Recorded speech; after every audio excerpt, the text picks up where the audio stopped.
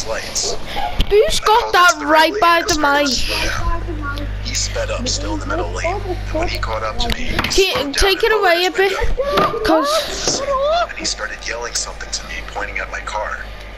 He looked like a creepy, sketchy dude at first glance. I couldn't hear a word he was saying, so he pointed for me to pull over to the side. I told Tom to keep calm. In my head, I was saying if this guy tried to do anything funny, I would floor it. The pickup pulled up behind me on the grass, and the guy came out of his truck running to my car. I put the car back in drive as my heart was racing, ready to drive. But then he screamed, "Wait." He got to my window and said, "That's not your kid," and pointed to the back seat. As he said this, I was confused and said, "What?" He said, "That's not your kid that got in your car." Suddenly, the back right side door opened, and I turned to see someone getting out of my car, not my son Tom. I got out from the car, screaming at the tall person who seemed to...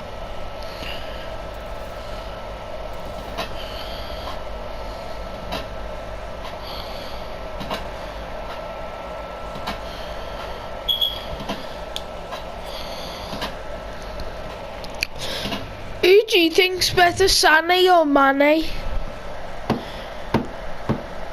D. And I was so disturbed that we were back on good terms again. D.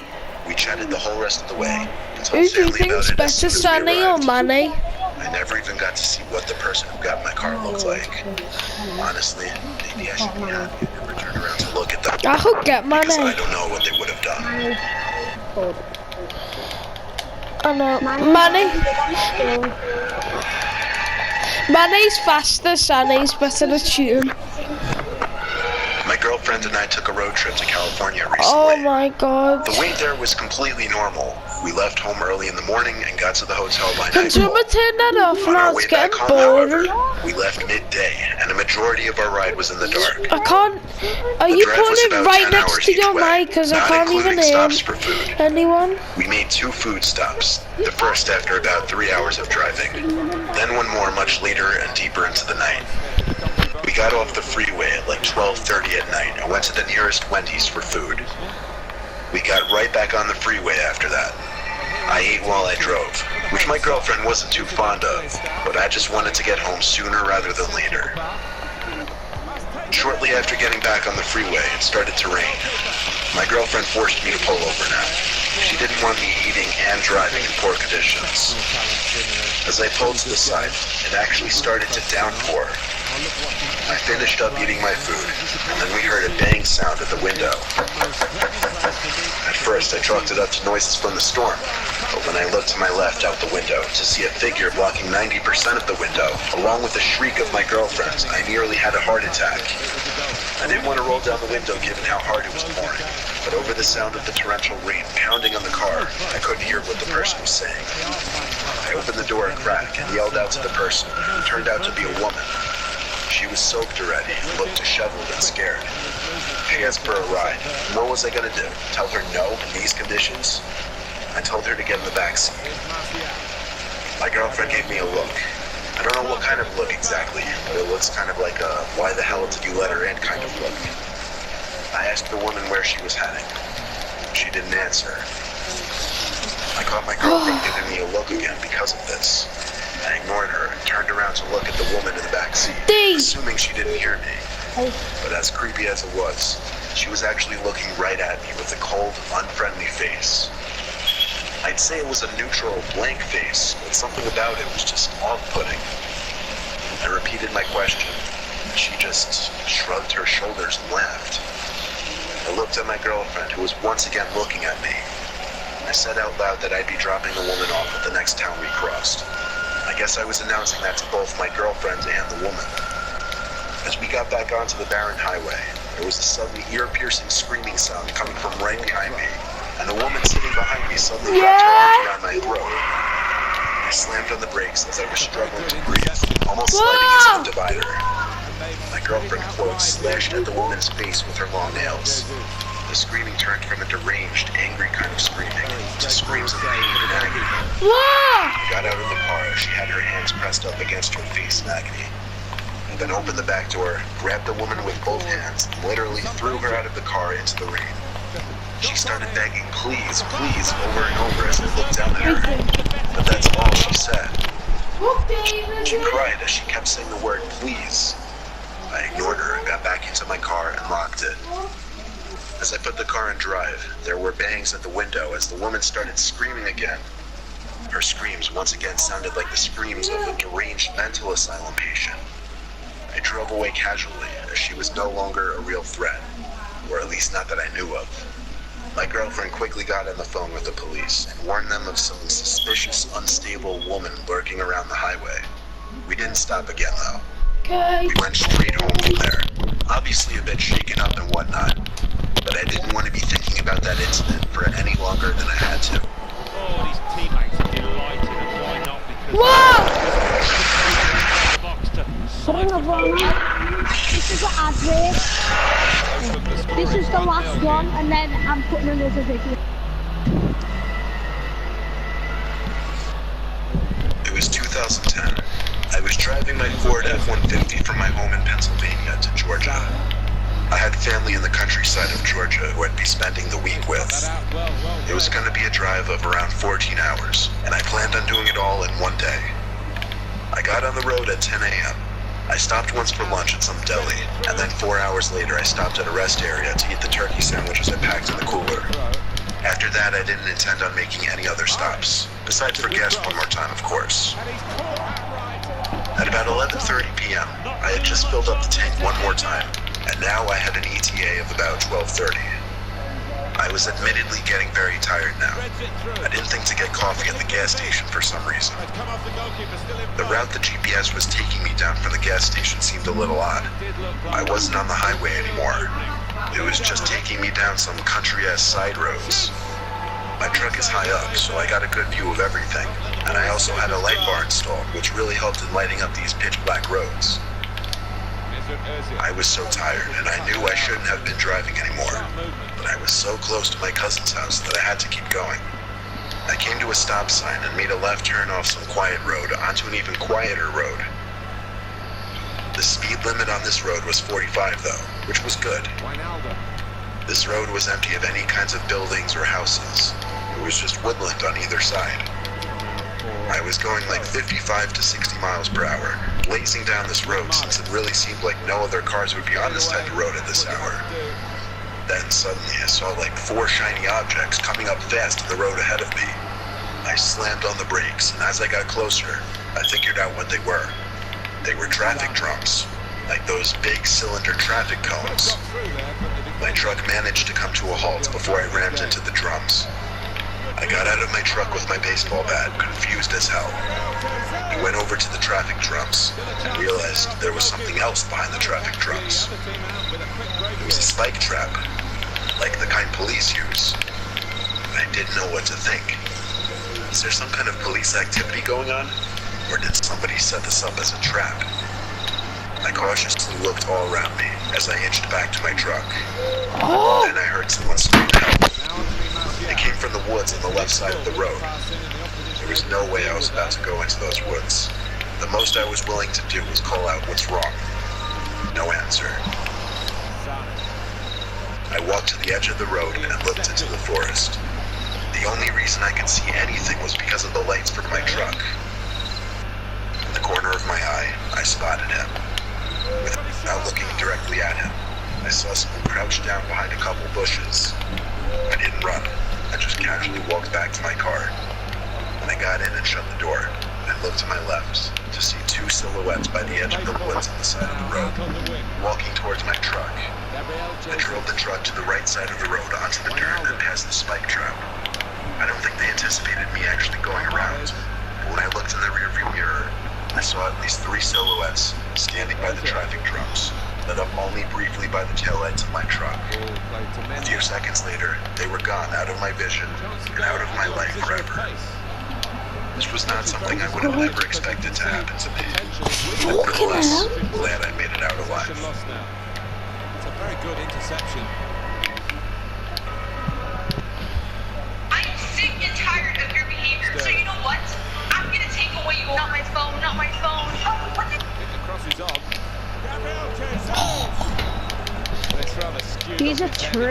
Yeah, he I didn't don't catch it think- properly. I think yeah. he probably closed his eyes there.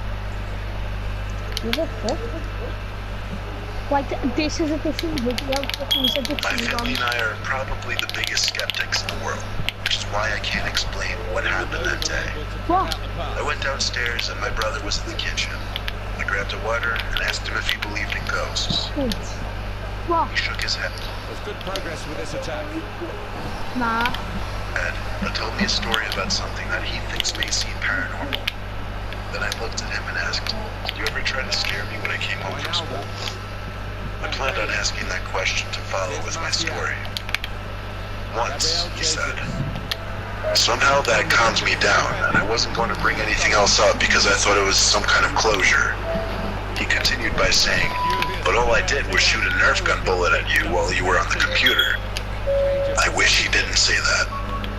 That wasn't what happened to me in the 7th grade. I do remember him shooting a Nerf gun at me, but it felt inferior to what I was about to tell him. I continued to speak with him about the story that follows.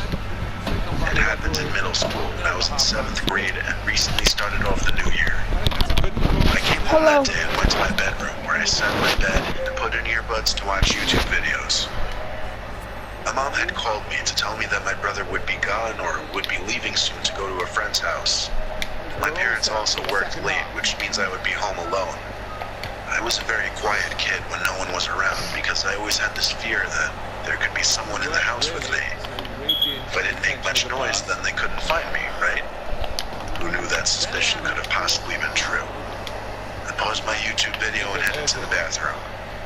My house has a very weird layout. I'll try to explain what the important parts of the story looked like. If you were in my bathroom facing the door, you could step out and take a left, and my brother's room would be to your right at the end of the hallway, which is a short hallway. If you went right, you would reach the stairway that went down and stopped because there was a platform in the middle. And then you would walk in the same direction you came to get lower. The stairway leads to our main entrance of the house. We also have an alarm activated. If any doors or windows are opened, a box will immediately say which door has been used. I was in the bathroom and right about to flush the toilet when I heard a loud thud come from my brother's room. I assumed that he must be about to leave for his friend's house, so I flushed the toilet and got up to wash my hands. There were no more noises. The house felt still, but I felt like I was being listened to. I turned off the sink and walked over to the bathroom door to lock it. Something felt wrong. My stomach started to ache from fear. I felt like I was just being paranoid, but I also couldn't shake that weird feeling in my gut. So I waited for another noise. I didn't have my phone on me, so I couldn't text my brother. We had a house phone in there, but it made loud noises when you dialed, so I didn't want to risk it. Then I heard talking, which was definitely coming from my brother's room, but that was not my brother talking, and it couldn't have been my dad. The muttering was deep and low. It sent shivers down my spine. I could tell it was a voice because of the distinction of an S or a T, but I couldn't understand what it was saying. Then there was a slow pounding noise that started getting closer to me. It came out of my brother's room and nailed its way towards the bathroom door. It stopped dead in its tracks right at the door.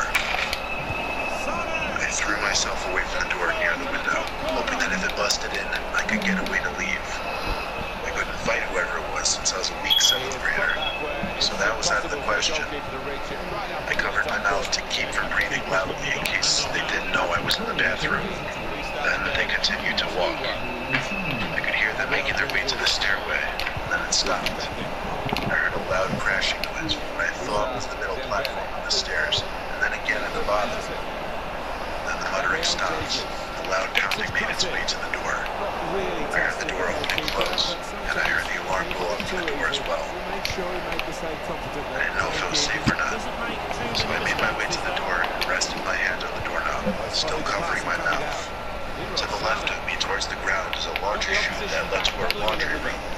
If someone were to get from the main floor to the laundry room, it would definitely take over 30 seconds. But about 10 seconds after the door opened and closed, a vicious, jamming noise pounded at the small laundry chute door. I stood there in awe, not sure what to do. It sounded like someone took the end of a broom and reached up there to stab at the door. I watched as the pounding of the door vibrated the small washer door, hoping that it wouldn't bust open. And it ended. I ran into the bathroom for what seemed like an eternity, and then quietly crept to my room to once. No one picked up, so I waited for them to get home and held my door handle to make sure no one could get in, since I didn't have a lock on it. When my parents got home, they didn't believe me. Soon after, my brother arrived, and he doubted me as well. Telling this again to my brother made his mouth drop. He continued to tell me that he used to hear things come from the attic that used to open up in his bedroom. I will honestly never forget that day.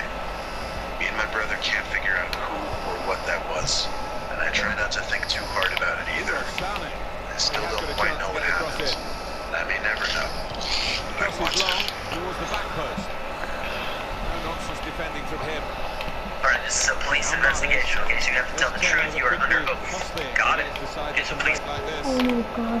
This kid got fucking This kid's got foot Deli Alley. My name's Alyssa. I was 16 years old at the time, living with my mom in a crappy Bronx, New York apartment.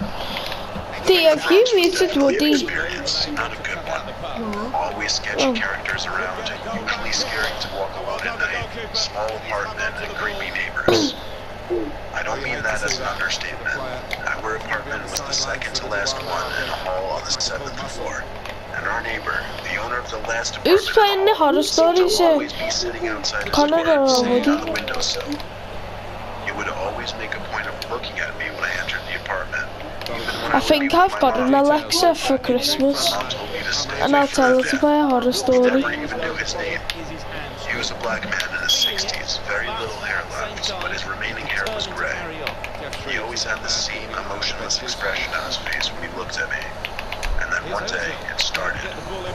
Every time I would see him in the hall, he would say hi to me, but he'd call me by my name to make it even creepier. I wasn't exactly sure to how me. he got my name, but I never asked. There was one night that my mom was working the night shift, so I'd be home alone all night. I came home at like 9 p.m. The neighbor was as usual sitting on that windowsill, as if he didn't have anything going on in his life. As I unlocked the door, this time instead of saying hi to me, he asked me if my mom was working tonight. Here's where I look back and cringe because of my own stupidity, because I foolishly nodded yes. He didn't say anything after that. He just slowly nodded his head. I didn't say anything else either. I simply walked inside and shut the door. I had enough of his creepy ass for one night. Basically, after getting home, I just washed up a little bit. I What? had a What, snack, Woody? did laundry, and took a shower. As I was in the shower, I heard a weird rumbling noise. It was a pretty concerning noise, and I couldn't even begin to try and pin out what it could have been. I got out of the shower after hearing it because I was concerned someone might have been in the apartment. I heard a similar that you, noise outside Connor? of the bathroom. It seemed to come from my bedroom. I threw on the What? clothes I had in the bathroom and searched my entire room. Oh, Couldn't find a person. While searching my room, I saw an ever so tiny hole. I got closer to feel it and look at it. Then I got down on my knees to look through it. And when I saw what was on the other side, I fell backwards because of how scared I was of what I saw. It was someone's eye.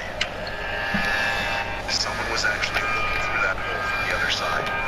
And I realized this wall separated our apartment from the creepy neighbor's apartment. And then I had a sudden realization of what that sound I heard must have been. I ran back to the shower and felt all around the wall until I found another hole, identical in size from the one in my room. The neighbor drilled these two holes, maybe even more, to spy on me. I called my mom and told her, and as I was on the phone with her, there were knocks on the apartment door. It was the neighbor, and he kept yelling, "Open the door right now," but I What didn't the- drill those holes. My mom freaked out and told me to call the cops, and she tried to get home ASAP. One good thing about the Bronx, police response time is fast. There were cops at my apartment door in under 5 minutes. My mom was home half an hour later. My mom pressed charges of invasion of privacy and criminal mischief.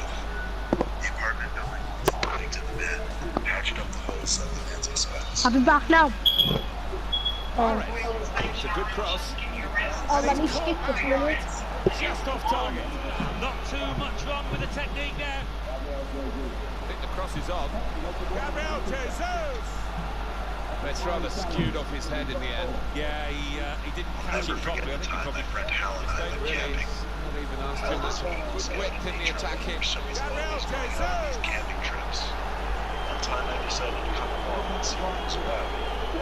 One of these nights, my girlfriend Maya, I received a last-minute invitation. We carpooled together and arrived at the destination 3 hours later. Sane. Hal doesn't believe in going to campsites because it doesn't give the real camping experience when you're surrounded by other people. So he took us to some random dirt trail next to the dead road that he seemed to know about. Nah, Sane's so good.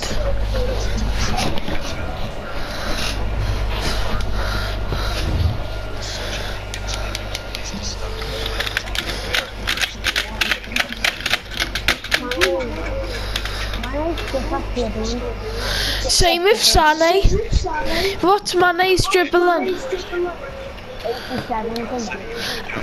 Sane's is 86, but like it's so good. Once we found a good place to stop camping, Hal basically assigned us tasks. I think it's right next to this mic and I can't speak to anyone. Nightfall came quicker than expected. Thankfully, Hal collected enough wood by then to start things right. The tents were pitched. I sat by the I'm back. reminiscing about memories, most of which Maya was not in the picture for. I imagine she got tired of hearing our drunken, nonsensical stories because she went to her tent before Hal and I. So, Hal and I stayed up for a little while longer, now being a bit quieter and keeping the laughter to a minimum as a courtesy to Maya. I finished my last beer and I was definitely feeling it by then. We chatted for a bit more, until Hal told me to shh and listen. I heard it too. There was walking out in the distance, beyond the area in which the fire lit up. Hal assured me it was likely a deer. When I naively asked, what if it's a bear, he reassured me that a bear would not come this close to a campfire or the sound of people. I asked him if he was sure about that. He didn't answer though. The footsteps seemed to be I'm in going rank circles, 1. getting ever so slightly louder with each passing minute. We started to hear a disturbing noise. It was like a clicking, growling type of noise. Hal didn't answer. He just motioned for me to get into the tent. I did what he said. I got into the tent that I pitched for myself. I believe Hal got into the tent that I pitched for he and Maya. The clicking noise outside was getting more and more clear, and it increasingly became obvious it was not the sound of a wolf, or a bear, or any kind of animal I could imagine. It didn't even sound like something of this planet. The light from the fire outside cast an eerie glow onto the walls of the tent. I had to cover my mouth so that I wouldn't scream when I saw the shadow on the tent walls. Some huge thing walking past my tent. The footsteps were so slow but so heavy. It moved away from my tent towards the direction of Hal and Maya's tent. The next thing I remember, besides waiting in absolute horror, was Maya's scream. Looking forward to it. I mean, the managers are She's notoriously screaming as like if something were tweak about to their kill her. formation and the tactics and I didn't know what seen was them happening, again here but I heard today. Hal screaming outside and This run is over and over. starting lineup. I heard the two of them hurrying away outside, so I rushed outside and followed. Nah, Alexa says it even scarier. She like explains it dead more scary when Alexa tells you. Because Alexa sounds like a ghost, doesn't she? So Hal managed to lead us right to the car without looking back. it's scary when Alexa tells you. Hal roared it down the trail. Like you can tell that man's just reading it off paper, but Alexa just gets it out of him. Pickup truck around now. You know, City said he lives in the clouds. I urged him to turn on the lights so that whatever was chasing us wouldn't see us. He insisted he needed the lights on though so that he wouldn't hit the trees trying to turn the truck around. quality work for the keeper here. Drive to reverse over and over. Meanwhile, I sat in the backseat biting my nails and clenching my teeth, looking around the woods outside, terrified that I might see that thing or campsite. At long last, Hal got the truck completely turned around, and he once again stepped up to get us out of that forest. Left everything at that campsite, at least $100 worth of equipment. There was zero chance of us ever going back there. What caused Maya to scream was heavy breathing, something pushing into their tent, trying to rip it open. Hal still says he's never heard or seen anything like Kyle that. Walker's He still has no Kyle idea Walker's what it meant, an but 84 definitely rated, called them two pigs. and How do we know he's it like wasn't a person, you might ask? 100 or Simply because of its size 70k. and the noises it made. Keeper might be needed again. I think everyone has one truly horrific, unexplainable Kyle Walker, experience in their no, lives. just a normal card. Put away, but not Yeah, it's not 170.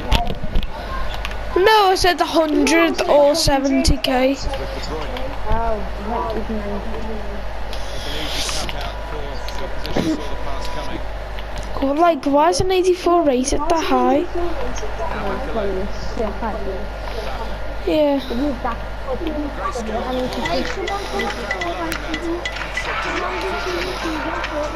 Well to keep the ball. Robertson. Intentions of the opposition there to make the interception. Silva. Now the shot. It's going to be a corner. Well, they've created chance after chance. Some ruthlessness now. I'm currently in a predicament, and quite frankly, I don't know what to do. I'll start from the beginning. Well, it makes a good picture. 5 years for ago, those my next door neighbor photographers Charlie, behind the goal. It was never or actually going Charles as into we the goal called from him, his bicycle. warned us of his 14-year-old son's disappearance. Really, He reported it to the police, it was on the news, it was everywhere. Me and my wife felt absolutely awful, and always offered to help him out in any way we could. As the years passed, no word of their son, we assumed they eventually came to terms with it, and realized the worst had probably Makes happened. the challenge here. Me and my wife never had the nerve to ask if the body ever turned up. Occasionally, Charles and his wife would invite me and my wife over for a barbecue during the night. Do you want to listen to them at night tonight? The two were ever the same since their son had gotten this They'll be fucking scary as. always quieter and more reserved. Nah, Woody! Awkward, nervous. Turn that off, then quick, pause it, I'll tell you. What was I gonna say? A couple of years later, to just Do you wanna do an all-nighter with all Charles three came or over to four us of taking us? out the garbage and asked to borrow a shovel. Without hesitation, I ran to Same. get him my best shovel, not asking why he needed I it. don't know. He thanked me and said, I'll sneak it up. But my mum and dad go to bed, I'll just wake up and then go with High PS4. margins down there. Woodward Okay. playing its part. Keep on playing. Oh! Jesus has just nearly lobbed the keeper from the side. How unlucky were they just then? Do you think if they keep knocking on the door, they'll find a way through?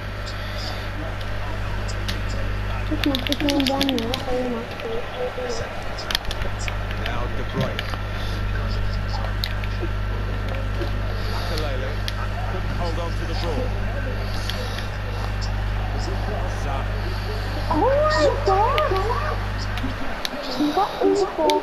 Ball's been deflected out.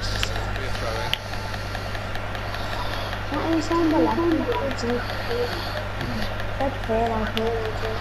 De Bruyne. Here's Cristiano Ronaldo.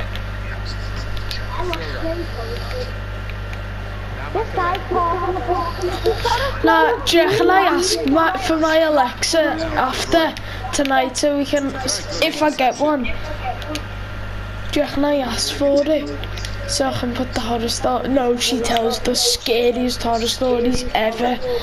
She tells the what, like, she tells like proper scary. Dembele. Oh my God! You know Dembele? You know when you flick it up and it goes over your head? I flicked it over my head, chested it and volleyed it. Oh my god, that was so good. Outside the box as well.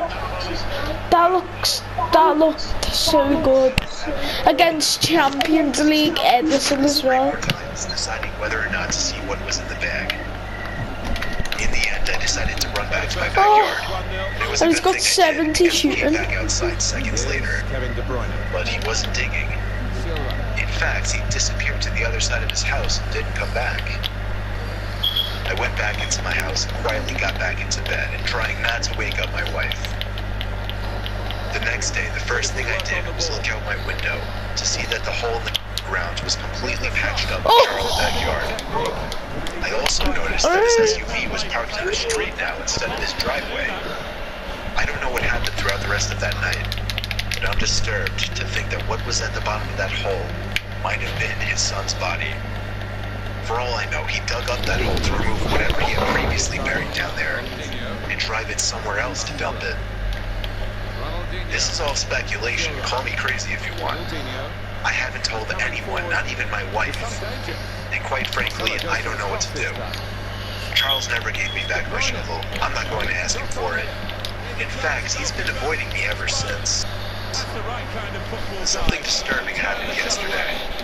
I, by coincidence, happened to look out my window across to Charlie's house and caught him standing at one of his windows looking into mine. When he saw me, he shut his blinds, and that was in the middle of the day. I have no idea what to do, but I'm honestly terrified. What a goal, I want to see that again. That was so good.